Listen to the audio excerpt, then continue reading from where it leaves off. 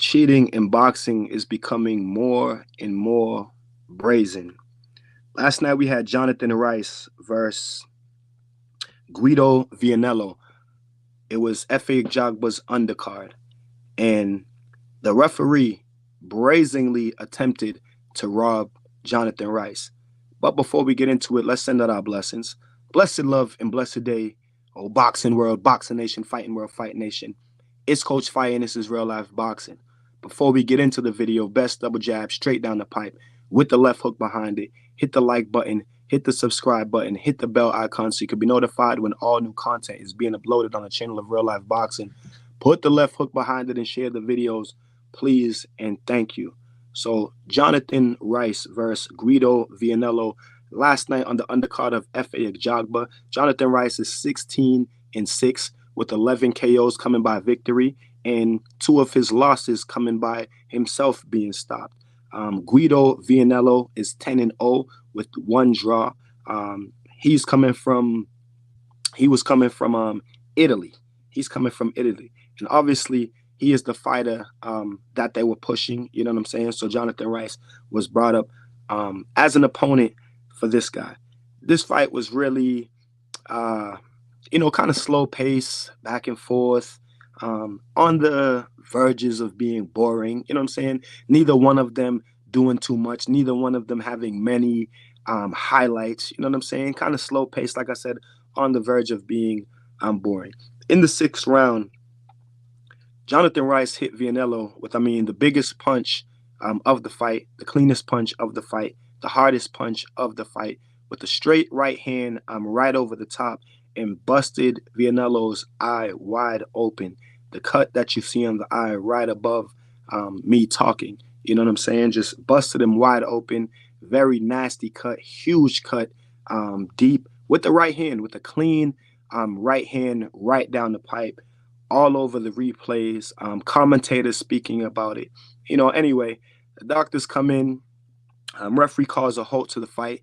The doctors come in and they look at the eye and they say that Vianello is in no shape to continue. The eye is in no shape to take any more damage. So the referee then goes, and the referee, who is Benji Estevez Jr. And we know about Benji because Benji been in some shit before. So Benji goes, okay, well, we're going to the scorecards because it was an accidental headbutt. You know what I'm saying? Accidental headbutt, we're going to the scorecards. Immediately, that raises eyebrows, and everybody starts talking. The crowd is going crazy. The commentators are going crazy. Headbutt. How the hell did you see a headbutt? It's clean, right on the video. You know what I mean? It was a right hand right down the pipe, and Benji is saying, oh, no, we don't do replay. We don't do replay in New York, so we can't look at it. The fight is going to the scorecards. Now, on the scorecards, they have the scorecards 55-59, 55-59, 56-58, all in favor of Guido Vianello. Now, in New York, he says they don't do instant replay. The New York State Athletic Commission, they don't go by replay. If this was caused by a punch and they said, all right, it was a right hand by a punch and Vito cannot continue, he loses by TKO. You know what I'm saying? He's pretty much stopped, just like Lennox Lewis did to Vitaly Klitschko. So he loses by TKO. The ref, knowing this, says, no, it wasn't a punch, it was a headbutt. So in the case of an accidental headbutt, they would go to the scorecards, and then Guido Vianello would have got the victory over Jonathan Rice. Now, I'm telling you, it's going crazy.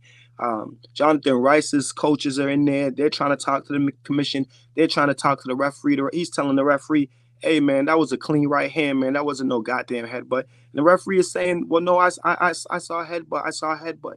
You know what I'm saying? Eventually, some guy comes in the ring. He looks like a bigger version of Lou DiBella. He looks like a heavy version of Lou DiBella.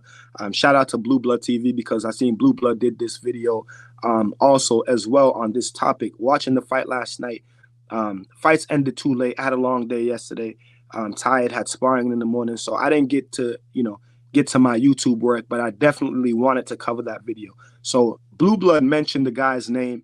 I don't know what his name is. All I know is that he looks like a heavier version of Lou DiBella. You know what I'm saying? Big, tall, bald-headed, white guy, Lou DiBella. Well, this guy looks like that, but he's, heavy. He looks exactly like Lou DiBella. I'm looking at him like, damn, is that Lou? Is that Lou DiBella? Well, anyway, he comes up and he's arguing with Benji, and Benji is saying, no, it was a headbutt. And this guy is saying, hey, man, it was a right hand. You're saying you saw a headbutt. I'm saying, I saw a right hand. So how are we gonna how are we gonna resolve this problem? They say, hey, come look at the videotape. The videotape shows it. It's clear. Now, mind you, on the big Teletron in the screen, everyone can clearly see that the cut was caused by a goddamn right hand. That's why they couldn't let this one go. You know what I'm saying? Because maybe they would not have got, that ridiculed because it wasn't the main event or a big fight, but they would have got some type of ridiculing. You know what I'm saying? Because it was absolutely brazen, and you can just see the big right hand that cut him wide open. There was no cut. He wasn't bleeding. The replay is beautiful. He gets hit with the big right hand. Immediately, the blood squirts and leaks down to his chest, and it's just brazen. So the commentators tell Benji, hey, Benji, come out here, man. Come step outside, because Benji is like, how are we going to do the replay? I'm in the ring. They're like, hey, Benji, well, come outside the ring and come look at this. You know what I'm saying? So Benji goes down the stairs, looks at the tape. They show him from every angle. It was the right hand that caused the cut. And Benji says, okay, well, I'll go tell Jonathan that he wins by TK, and I'll go tell this guy that he loses by TKO. So just the whole nonchalant way that Benji was trying to go about it, like his shit doesn't stink. Nobody can tell him nothing. They're not doing replay. He saw a headbutt when everybody in the fucking arena can see that it was a right hand.